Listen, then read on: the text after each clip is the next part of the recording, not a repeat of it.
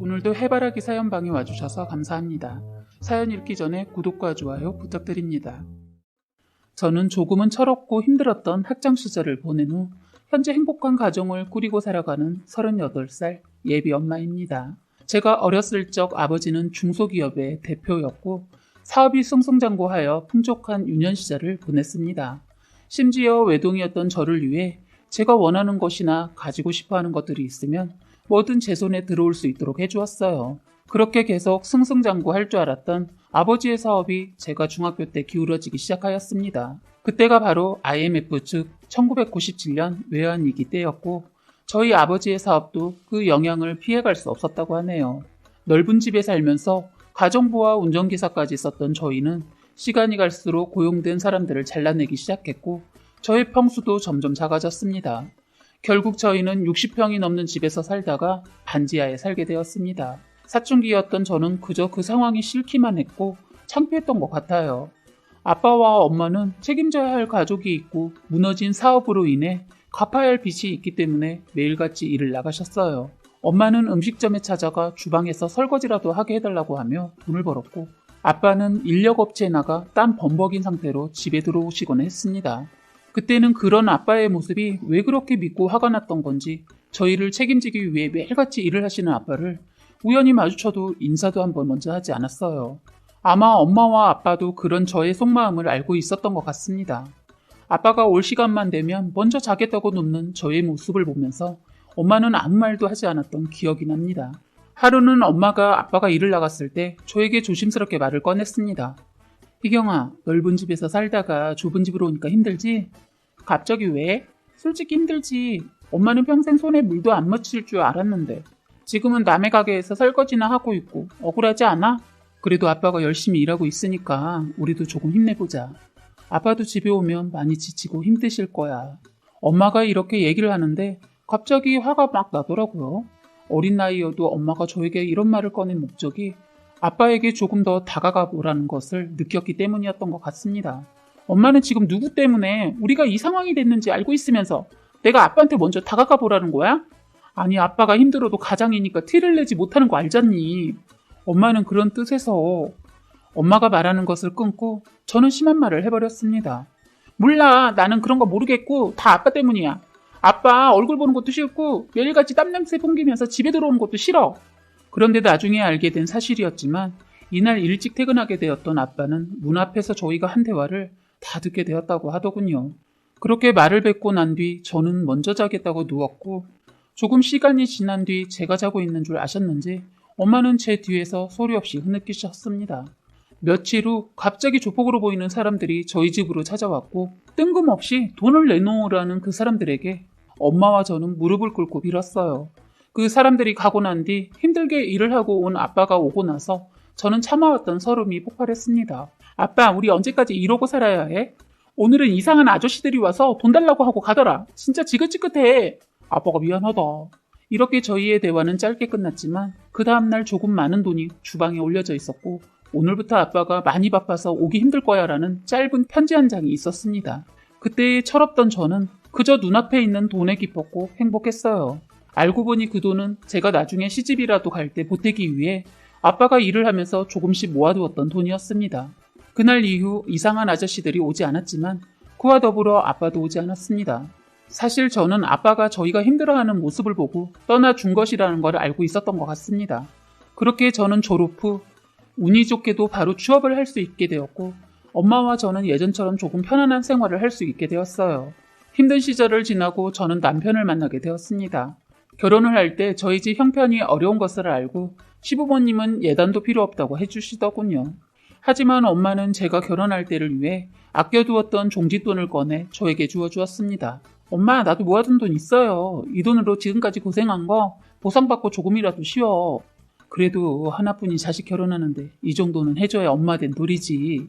어렸을 때는 하고 싶어 하는 거 다 하게 해줄 수 있었는데 크면서 하고 싶은 거 말도 못하고 얼마나 속이 상했을지 생각하면 엄마는 자다가도 벌떡 일어나게 돼. 좋은 사람 만났으니까 이제라도 행복하게 살아. 그렇게 저는 앞으로 행복한 결혼식을 올릴 수 있게 되었지만 비어있을 아빠의 자리를 생각하니 씁쓸하더라고요. 사실 결혼 준비하기 전부터 아빠를 찾기 위해 주변 어른들에게 전화도 하고 직접 찾아뵙기도 하면서 아빠의 행방을 여쭤봤었는데 아무도 모르시더라고요. 그래서 항상 그분들에게 혹시 아빠가 찾아오시면 알려드리라고 저희 집 주소와 번호를 항상 남기고 갔었습니다. 그렇게 결혼식 날짜가 점점 다가오는데 갑자기 모르는 번호로 전화가 왔습니다. 원래 모르는 번호는 잘 받지 않는데 이상하게 이 전화는 꼭 받아야 할 것 같았어요. 여보세요? 최희경 씨 전화 맞나요? 네, 최희경 맞는데요. 누구세요? 이렇게 말을 하고는 뚝 끊어버리는 겁니다. 그런데 곰곰이 생각을 해보니 어디선가 많이 들어본 목소리였습니다. 혹시 아빠인가 싶었지만 설마 하는 생각에 그냥 다시 연락이 올 때까지 기다렸어요. 그리고 이 일이 잊혀질 정도로 결혼식 준비에 바빴을 때 휴일이 찾아오게 되었고 엄마와 집에서 쉬고 있는데 갑자기 초인종이 울리는 겁니다. 택배인가 보다 하고 문을 열었는데 글쎄 웬 남자가 저희 집 앞에 서 계시더라고요. 그런데 얼굴을 보니 아빠인 겁니다. 20년이라는 세월이 지난 후 본 아빠의 모습은 많이 헬스케진 모습이더군요. 너무나 놀랐지만 눈물이 먼저 나왔습니다. 제가 우는 모습을 보고는 아빠는 많이 당황한 듯 보였어요.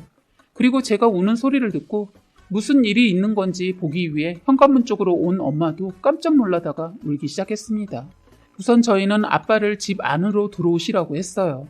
저희는 아빠가 사라진 20년이 넘는 세월 동안 뭘 하면서 살고 계셨는지 물어보았는데 마음이 찢어지더군요. 아빠는 자신의 사업으로 인해 상처를 입게 된 엄마와 저에게 너무나 미안했다고 합니다. 그래서 더욱 열심히 일을 해서 저희를 먹여 살리려고 했다고 해요. 그런데 사업을 하면서 빌렸던 돈은 점점 불어나게 되었고 아빠한테만 찾아오던 조폭들이 집까지 찾아오는 것을 보곤 더 이상 저희 옆에 있으면 안 될 것 같다고 느꼈다고 합니다. 그래서 일을 하고 받은 돈에서 제가 나중에 결혼이라도 할 때 보태주려고 조금씩 모아둔 돈을 집에 두고 나간 것이라고 하네요. 그렇게 떠난 아빠는 저희가 찾지 못하게 하기 위해 시골로 내려가고 돈을 빌린 사람들에게 자신의 위치를 알려주고는 성실하게 돈을 갚았다고 합니다.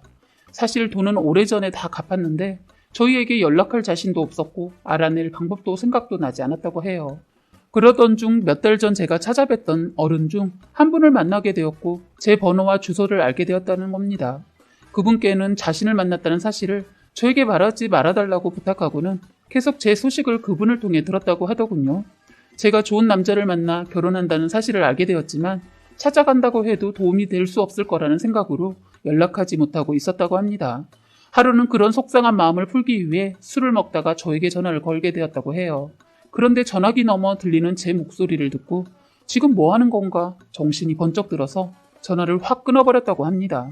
그런데 집에 가는 길에 관심도 가져본 적 없었던 복권집이 유독 눈에 띄었다고 합니다. 그래서 그래 하나 사서 당첨이라도 되면 당당하게 우리 딸에게 연락해서 결혼 자금으로 보태줘야지라는 생각으로 복권을 5개나 사서 집으로 갔다고 해요.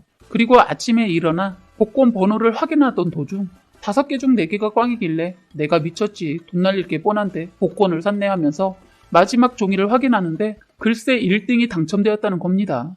처음에는 믿기지 않아서 몇 번이나 번호를 다시 확인했다고 해요. 그런데 확인을 계속해봐도 1등이 확실했다고 합니다. 아빠는 드디어 우리 가족을 호강시켜줄 수 있다는 생각으로 그 자리에서 펑펑 울었다고 하네요.